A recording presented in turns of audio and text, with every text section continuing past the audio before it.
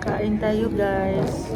Dito kami na ni Habi sa Thai restaurant. Nag-lunch kami dito ni Habi guys. After galing kami sa orthodontics ko sa pag-change ng breast. Nandito kami sa Purple kumain ni Habi. Nag-order ako ng chicken noodles so para mas easy sa akin kainin. So kay Habi, same pa din yung order niya kagaya before guys kasi dito kami kumain before. So matagal din kami bumalik dito na restaurant. So dito naman kami kumain ni Habi pero kumakain kami dito before. So nag-order si Habi din ng lunch niya, yung spring roll pork. So andito kami. Nag-order lang ako ng chicken noodles soup guys. So nag-order si Habi guys ng 1 cup of rice and pork. Saka salad at spring roll din with extra soup at saka pineapple naman yung rice ni Habi.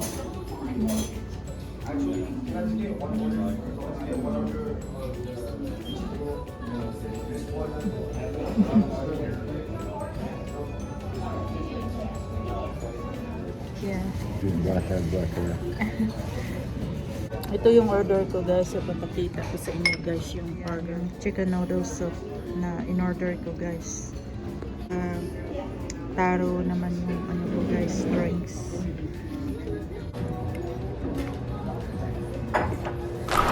Dito ako ngayon guys sa Christian store. After kumain kami ni Habi, andito na kasi may tinignan kami dito sa Christian store na bibilhin sa mga Christian store dito.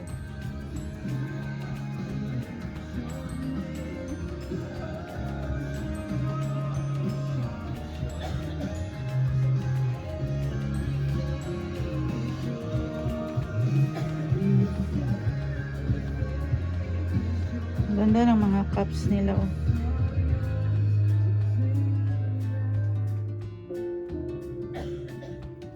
Maganda siya.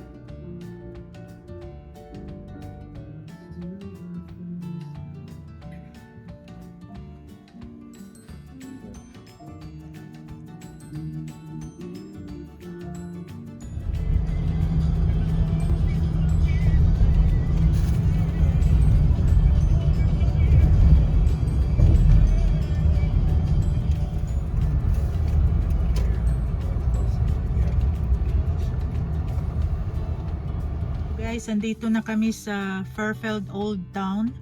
So, kalalabas lang namin doon guys sa isang Christian store. Pero hindi kami nagtagal doon ni Habi. Pero nakabili kami ng oil guys. Ipapakita ko na lang mamaya sa inyo. Kasi baka mag-close na sila. So, nag-aantay si Habi na sa labas.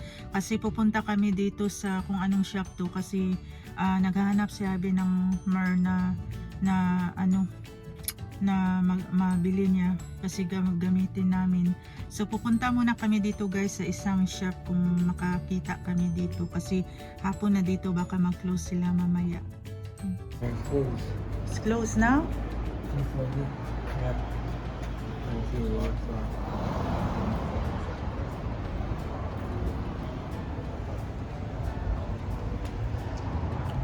Gamit sa mga Chinese na pang good luck, ganon. So hindi na kami nagtagal doon ni Habi guys kasi wala silang binibinta. Maganda sana doon sa Christian store kasi ang daming mapagpilian mo na kung anong gusto mo mabili na ilagay mo sa bahay na for protection. So we will see kung depende kay Habi kung pupunta pa kami sa Baliho kasi mag-close sila 6. So baka uwi na din kami. So andito pa kami guys sa Purple Old Town dito. So alis na kami guys. See you na lang later.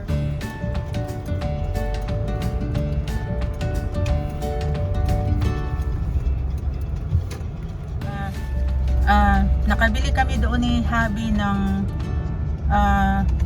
frankincense and myrrh oil na 4 ounce doon sa Serenity store na ano siya, Christian store. Ang daming magaganda na binibenta nila guys, na yung mga magagamit mo na protection sa bahay, kung ano-ano. At saka ang binili lang kasi ni Habi yung oil na frankincense and myrrh. So bali 4 ounce siya. Malaki din siya pero mahal din. Akala ko nga mga 20 something lang, mag ano na din, 40 bucks daddy, no? Yeah, 40 bucks na. 4 ounce lang siya, 40 bucks. Tapos yung maliit na Manila guys, ito siya guys, ito lang yung nabili namin, pero oil to siya. Mabango lang siya, super bango. Yung parang yung nilalagay talaga sa yung paa ni Jesus, ganun. So yun ang kinuha namin ni Habi. So may hinahanap pa kasi kami. So ito siya guys, nabili namin, oil siya, super bango siya, sa ano siya, frankincense and myrrh, every good gift from Katy, Texas. So ano siya guys, 4 ounce anointing oil. So 4 ounce siya. So mag ano na din, $40.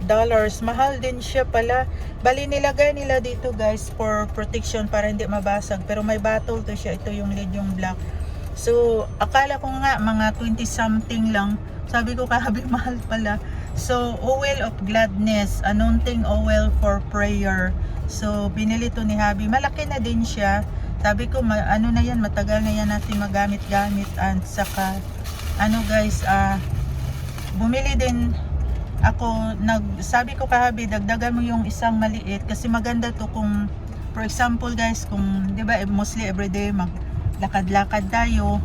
Ano din to siya, oil of gladness, anointing oil.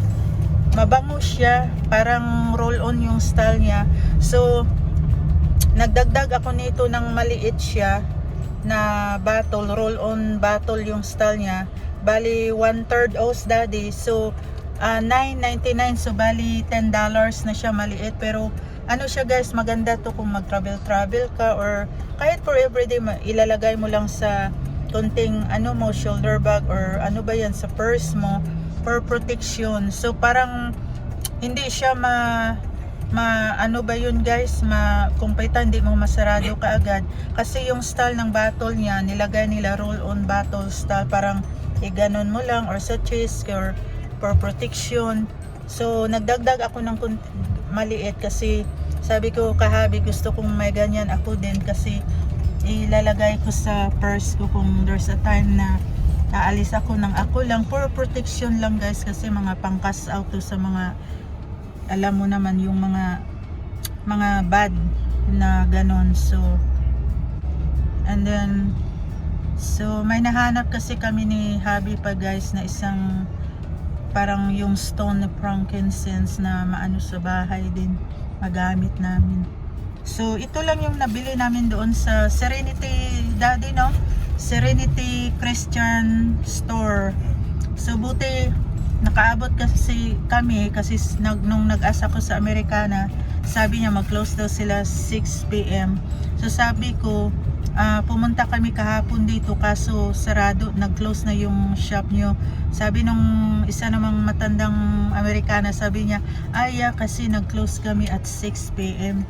Sabi, so ang daming mabibili ng ano nila doon dahil sa mga magaganda, mga iba-ibang mga Christian picture frame sa wall, at saka yung mga statue na angel, cross, Bible.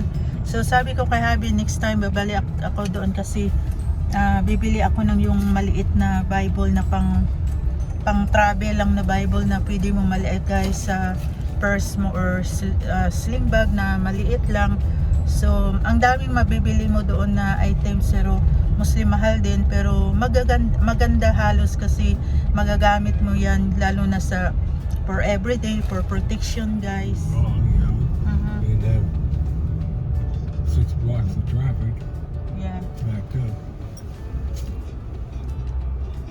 This building here used to be a bank originally.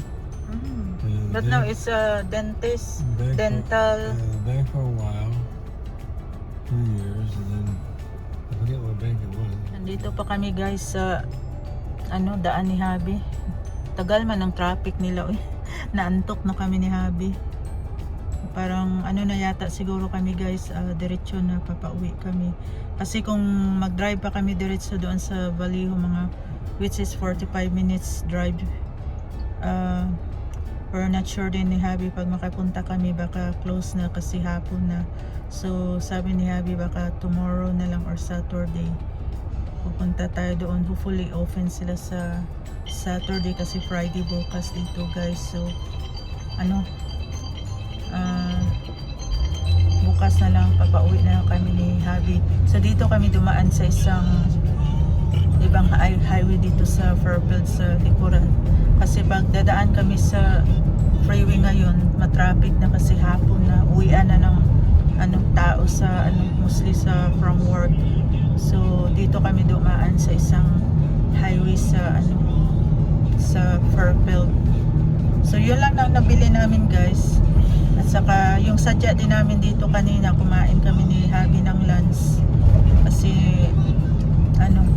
appointment ko kasi kanina guys sa orthodontics kanina. Pauwi na kami ni Habi guys. So sabi ko Habi, naantok ako. So hindi na kami magluto kasi napaaga na yung namin, hapunan na namin. Yun lang ang kain namin ni Habi guys. So pauwi na din kami. At least na nakabili kami ng oil.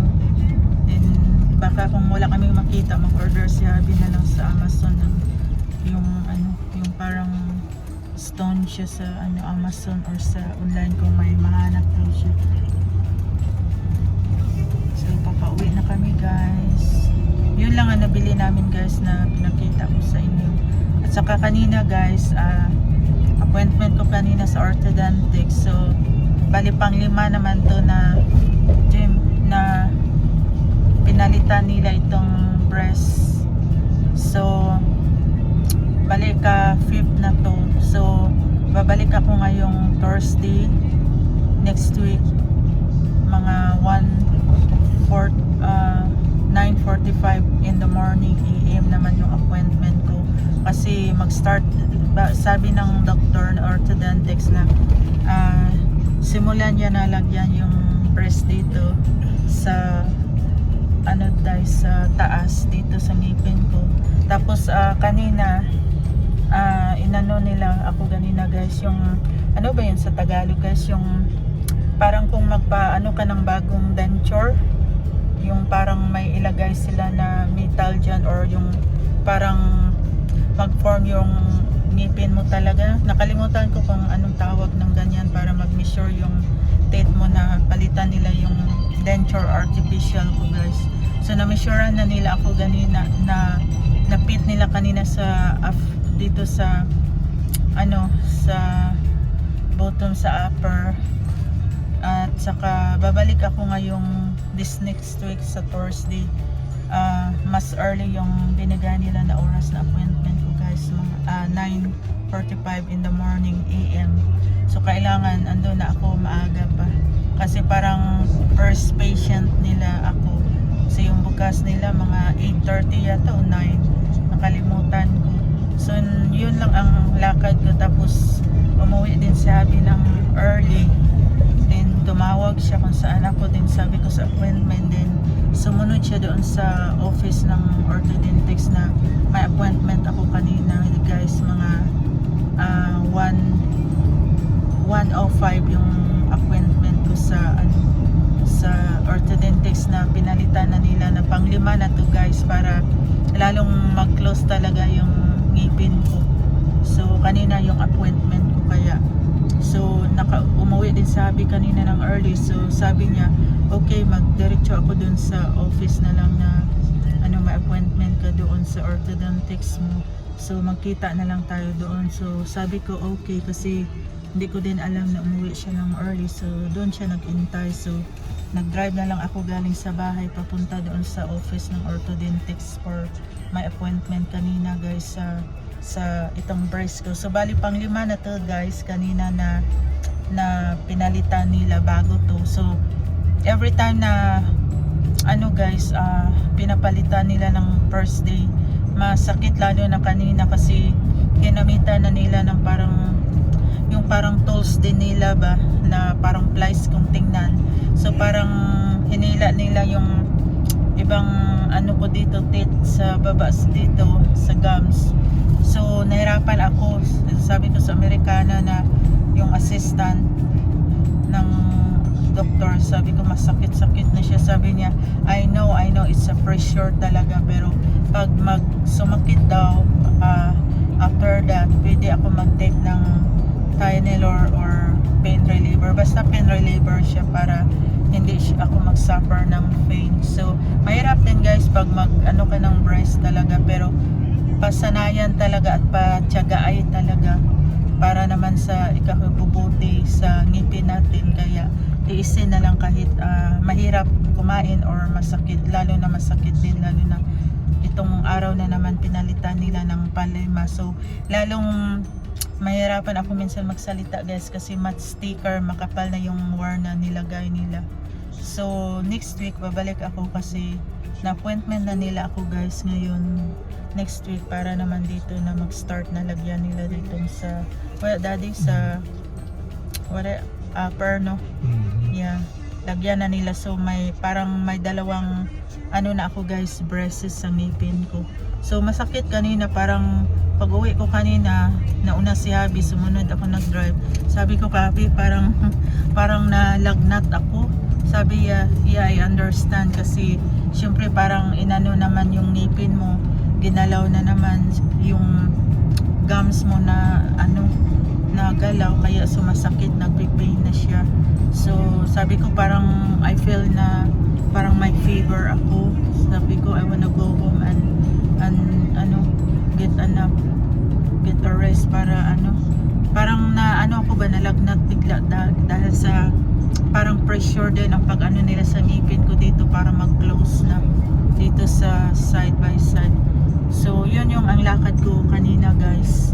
At sa ngayon guys sa Marshall, nag-stop ako dito. Si Habi umuwi na, so nag-drive ako balik dito sa Marshall. Sandito ako ngayon. Dami na ng mga pang Christmas nila.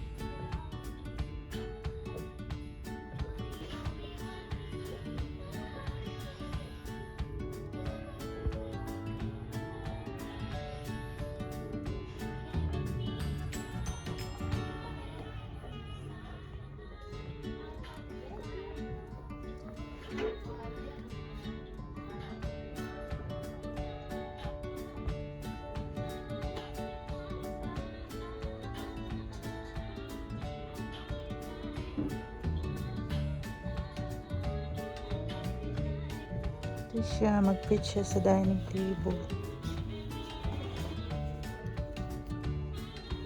Ang cute.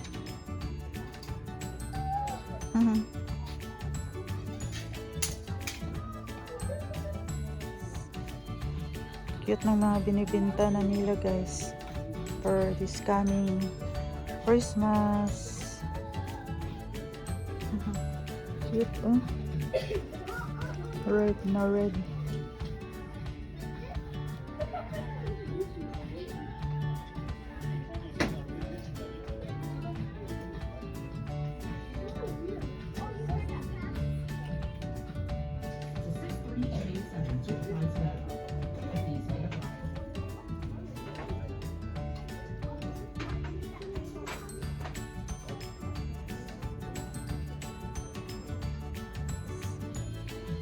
Cute ng mga binibenta na nila guys for this coming Christmas. Super ganda ng mga items nila na ini-stocking na nila guys sa mga shelf. Yung mga binibenta nila guys, super ganda. Ayan. Mga pang Christmas na. Hanggang doon pa yan guys sa unahan, ang dami. Ayan oh.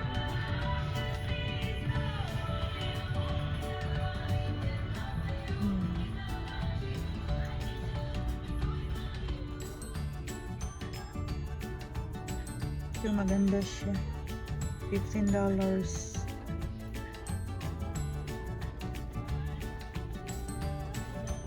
Laki ng bells nila o bell, red and gold.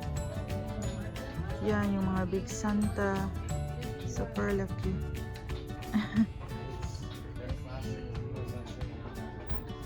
Laki ng bells nila. Ayan, Christmas wreath nila sa door. Pang door naman to guys sa main door.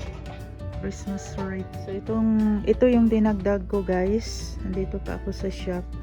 Ito yung dinagdag ko na ilagay ko ito sa top ng fireplace kasi white yung fireplace. So nagustuhan ko siya kasi simple lang siya tapos white yung base niya. Eterno ko.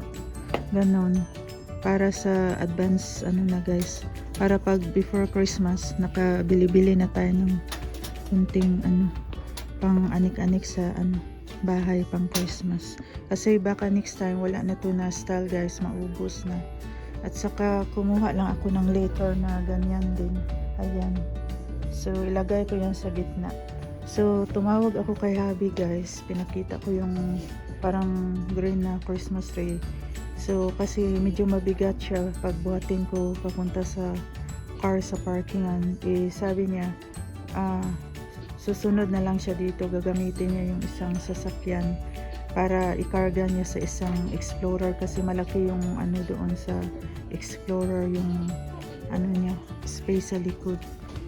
So, kasi ang ginamit ko guys yung sa car ko lang. So, ito yung dinagdag ko na ilagay ko sa top ng Christmas tree guys. So, ang ganda ng mga binibenta. Tingnan nyo guys yung mga pang Christmas na nila. Ayan, ang ganda.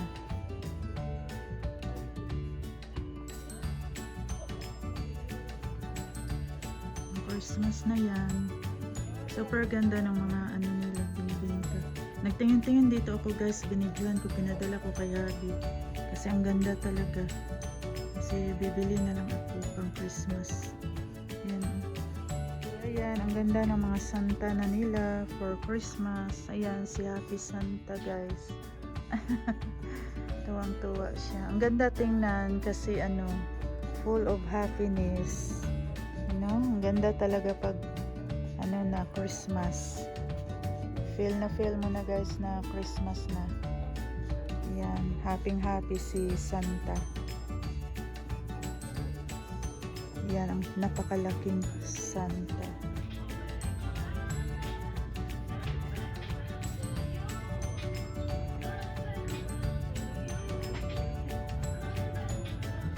Ito yung kukunin namin guys. Inaantay ko pa si hubby kasi baka mabili din ng iba kaya hindi ko iniiwan dito kasi malaki siya pag ikarga ko sa cart. So sabi ni hubby, antayin ko lang siya kasi nagbibihis pa siya. Susunod siya dito sa store para kukunin na lang to kasi mabigat sa akin guys. So maganda siya yan. Tapos hindi siya masyadong too much mataas yung height niya or length. Tamang tama lang. So lagyan ko to siya guys ng Christmas light na bright white yung kulay para simple lang siya. Tapos lagyan ko ng kunting angel dyan. Ayan siya.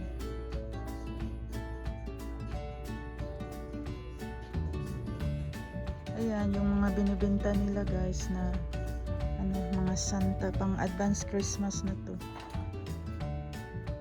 Ayan.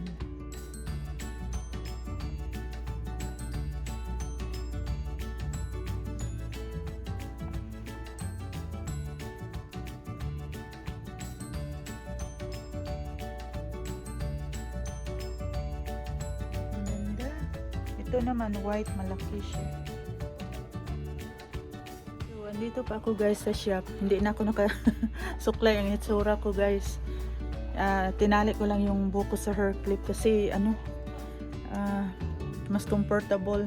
So, tinawagan ko si Habi guys kasi andito pa ako sa shop. Tinawagan ko si Habi, sabi niya susunod na siya, antayin ko lang siya kasi nagbibihis siya. Kasi from Marshall, dumiretso ako dito sa Burlington.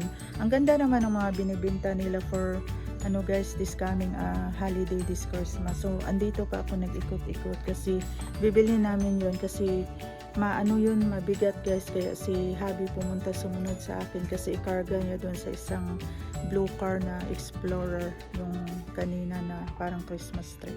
So andito pa ako guys nag-ikot-ikot kung anong maidagdag ko na pang decoration pang advance Christmas para next time hindi na ako mag shopping kasi crowded din next time.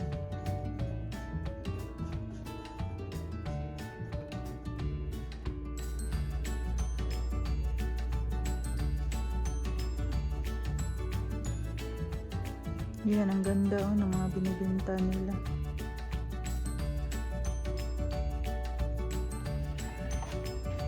Yan yung mga Christmas balls na nila guys. Para pang Christmas na.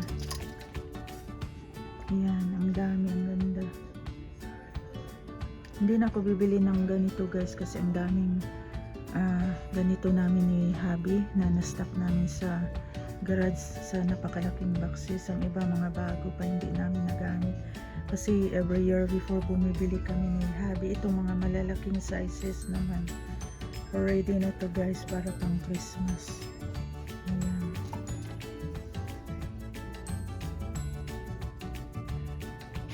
So ang daming ganito namin ni Habi before guys, binili namin sa big lots kasi nag-close na yung big lots dito guys itong year lang. Ayan. Mga wrapper nila, Christmas wrapper for Christmas. Guys, ang laki ng mga pang Christmas na nila, mga ornament, tray fit, lid ornament. Ito siya lid ornament. May pula, may white. So, ang laki. Pang Christmas na yan, guys. For holiday, ang laki. Yan.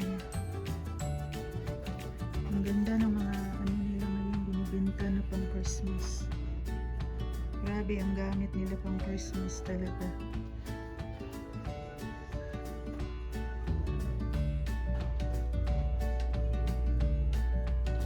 Nandito na si Habi guys. Sumunod na siya sa akin kasi bibili namin yung isa. Yan ang sample pero yun ang kukunin ni Habi sa kabila. Kasi lalagyan namin ng ilaw yun ng Christmas light kasi mabigat siya kaya sumunod si Habi sa akin.